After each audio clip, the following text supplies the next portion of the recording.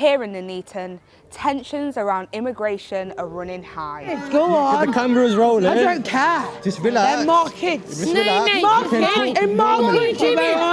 That's the issue we have in our country. I'm used to this conflict. No, but That's my no one should be used to that. This is just one small market town that's been thrust into the national spotlight as immigration becomes the flashpoint for public protests. Here, asylum seekers aren't living in hotels, but amongst the community. And I've spoken to some of them, living right next door to locals. I had to come here illegally. I had to. I had no other choice. And I've spoken to a former asylum seeker who is now asking the Home Office to deport him. The country is not safe, but my country now, I'm safe. I want to go back. And I've asked locals how they feel about the situation in their town, trying to get to the root cause of the tensions. Were you born in England? I was born in England, yeah. So whilst the asylum seekers' housing issue sparks fierce debate in the UK, we are here to ask an important question. How is a small town like Nuneaton adjusting to a new reality?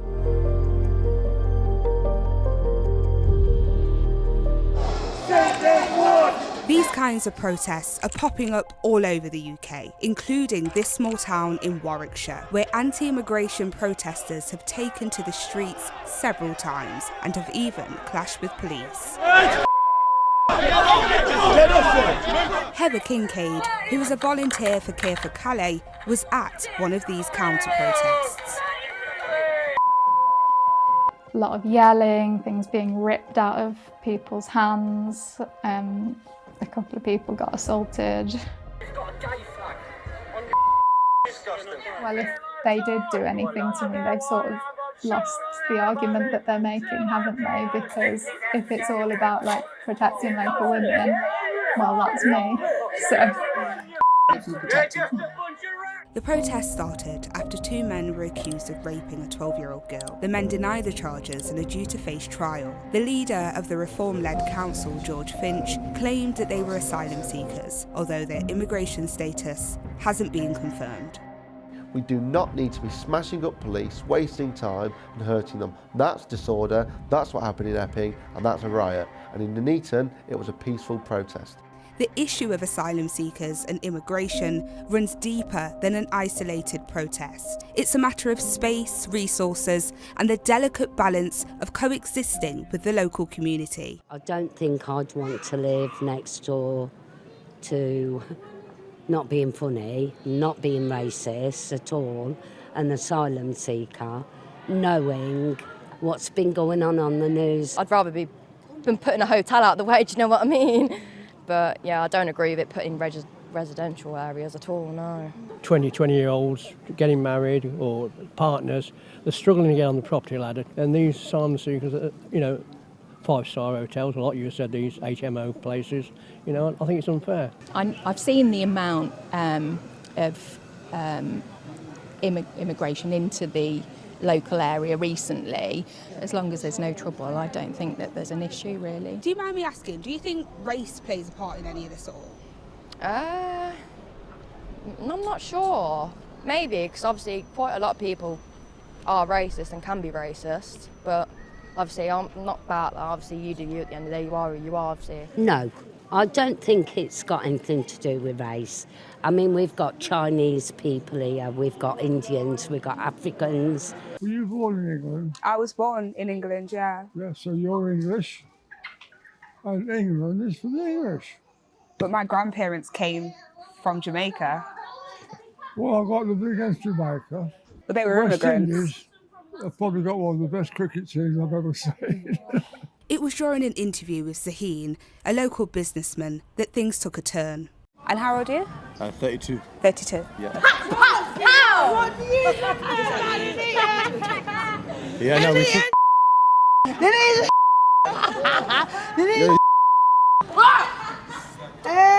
Can you not see we talking? No, because you're going on about your religion and Christians, the true life, the way and the truth, mate.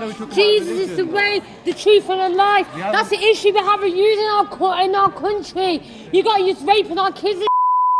Save our kids! Sing mass. This is our country. How about we come in your country and do that in your kids? Never gonna happen. Never gonna happen, mate. We won't do that. When we come in your country, do that to your kids. We'll get beheaded. You know, these are our children. No, mate. What are you teaching them kids? You're mouthing Go off. on, no. Go on, say something about my kids. Go on. The camera's rolling. I don't care. Just relax. They're more kids. Just relax. More kids in my country.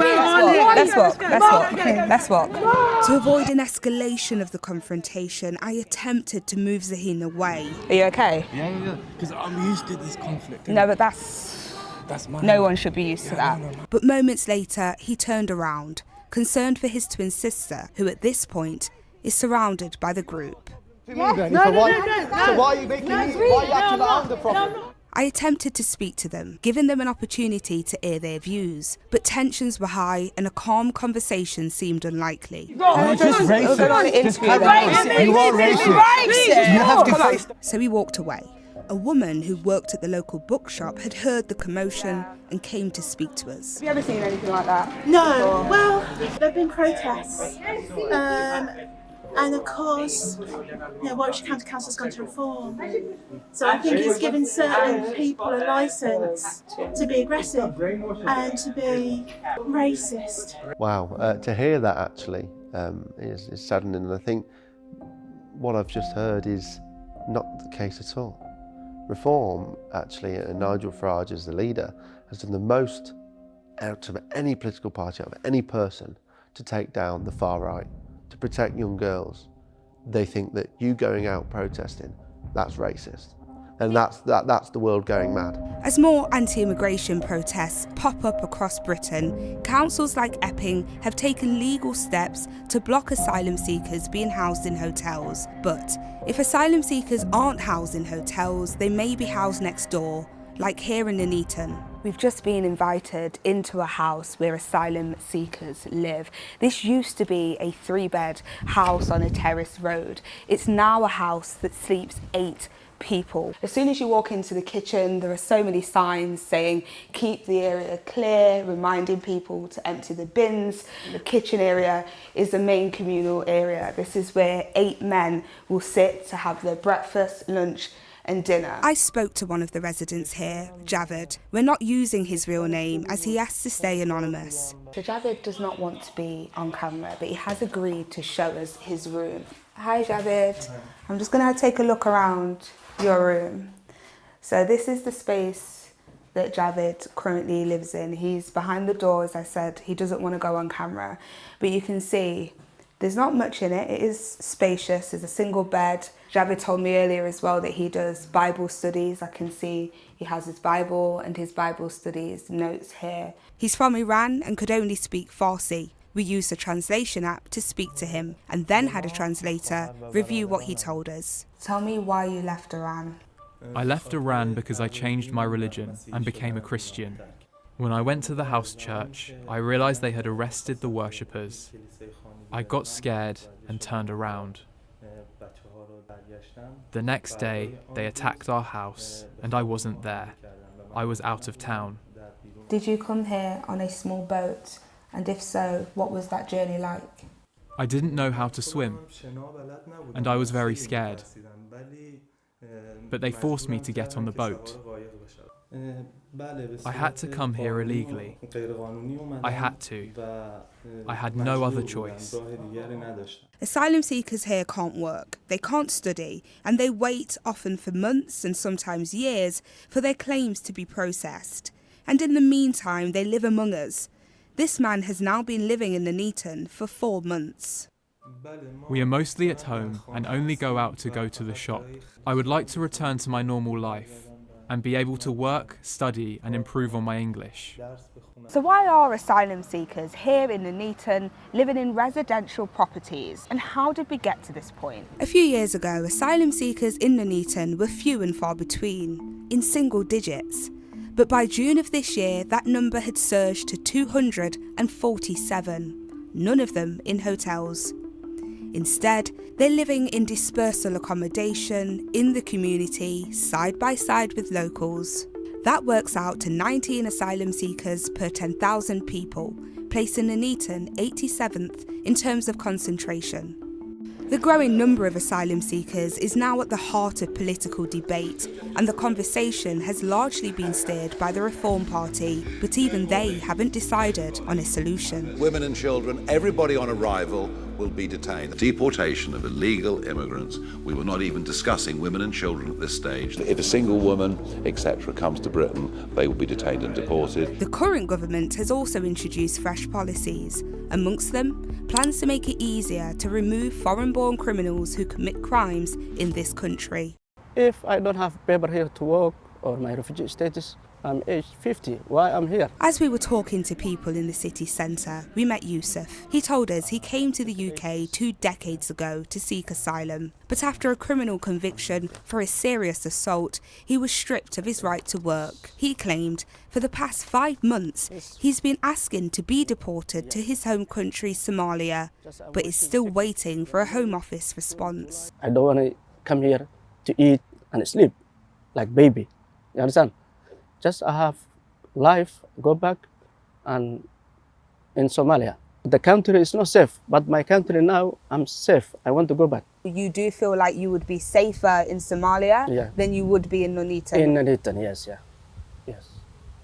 I think people might be surprised to hear that, Yusuf. Not surprised. I live here because when I saw the face, they change. Yeah, they change the face. When they saw you, they change. They cannot talk. Whether they are waiting for their asylum status to be confirmed or they are waiting to be repatriated, one pressing question remains. Who should be responsible for housing asylum seekers? Under international law, the government must provide shelter to those seeking asylum and appear to be destitute or likely to become destitute. But the cost of that shelter is staggering. Between 2023 and 24, the Home Office spent £4.7 billion on asylum support, nearly 4 times the amount spent in 2020 to 21. And 76 pence of every pound went straight to pay for hotel bills. It's a financial strain that's prompted a shift, away from hotels and towards residential housing. But local authorities are already facing pressures, and extra demand for asylum seekers affects councils' capacity to source temporary accommodation. In Nuneaton and Bedworth, social housing waiting lists have nearly doubled since 2021, climbing from 1,900 to 3,900 applicants. That's a 97% surge compared to just 12% nationally. The number of houses in multiple occupation, or HMOs, has soared too. In 2019 to 2020, there were 114. By 2023 to 24, that number had grown to 194. It's data that paints a picture of pressure, of change, of a town adjusting to a new reality. People tend to have a very wrong perception of the numbers, and this is partly because the whole issue has become so politicised. We can accommodate these people, and again, one of the ways that I think would really help to combat that perception that people have is by allowing people to work and allowing them to contribute to their communities. They try to ignore us. To my left, you can see there is a protest currently taking place. It's the 3rd protest now in 3 weeks. This protest seems to be organised by a group called Homeland. They describe themselves as being a nationalist party which supports remigration of illegal, unintegrated and unwelcome migrants. Remigration is inevitable. That's your statement? Okay. Do you have a comment on the fact that some people have called your party a far-right party? I could hear conversations say that you weren't. There is lots of anger in this country about people coming here on small boats and illegal crossings. Do you know about this, and how does it make you feel? I understand them. They have the right to behave this way as it's their country. If they want to protest, by all means protest, but there has to be a solution, and I think that solution comes through dialogue, not ranting off, swearing at each other. There's something in the air that's given a racist element real permission to be horrible. I'd like a little bit more compassion and solidarity, and I think the only way we're going to do that is being a community again. In a statement, a spokesperson for the Home Office told Sky News, "This government inherited an asylum system in chaos. We have taken urgent action to fix the system, more than doubling asylum decisions and cutting the backlog by 41%. And the cost of asylum hotels was reduced by almost £1 billion in 2024 to 25. In regards to Yusuf's case, the government told Sky News it cannot comment on individual cases, but it always seeks to ensure the removal of those who have committed serious crimes in our country, whether that's through enforced deportations or voluntary returns. After the incident in the town centre, Zaheen decided not to press charges. We have to feel accepted in it, included, be part of it.